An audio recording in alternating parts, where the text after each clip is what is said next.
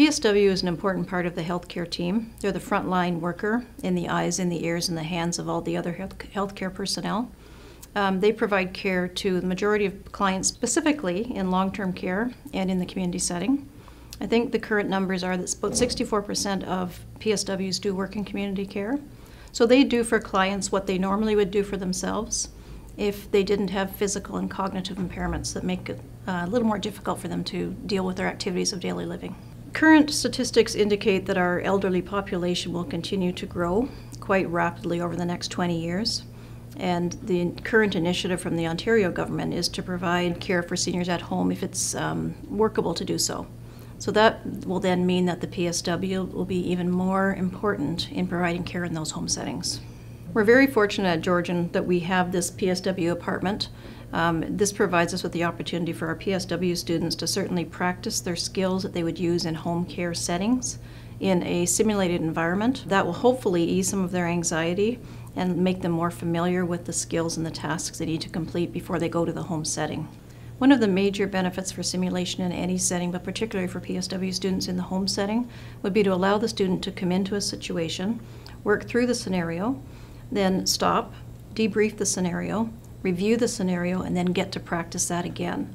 So they can learn immediately from any mistakes or errors or areas where they weren't sure, and then go right back in and practice it again. So the learning is almost as instantaneous as you can make it. So simulation works really well for that.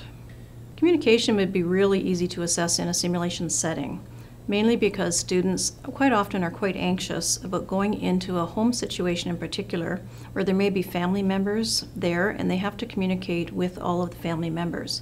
So they're afraid of saying the wrong thing or reacting in an inappropriate manner.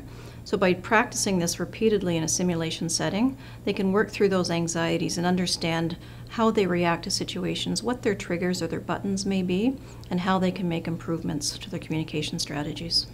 Our paramedic students also come into this apartment and practice some of their 911 calls. They're called to an apartment with a senior, and they have to come in and do their assessments and then transport. So what we envision is having the PSW come in to make the home visit. They find the senior in an unresponsive state or with some kind of a health challenge going on. Then they will activate the 911 system within our own building. We'll have the paramedics come in and certainly do what they need to do. And then we envision it even going further where we could actually transport the patient to an acute care setting and work with that patient through all the different stages of the healthcare system.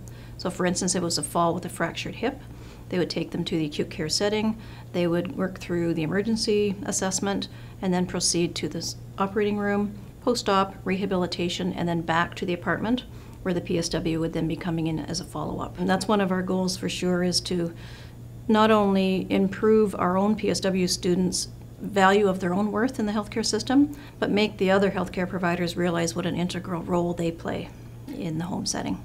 Our students absolutely love this apartment. They love coming in here. They actually are the best ones for coming up with scenarios and all the different possibilities that we could do in this area. So they're a great resource, and they love coming in here and love practicing their skills.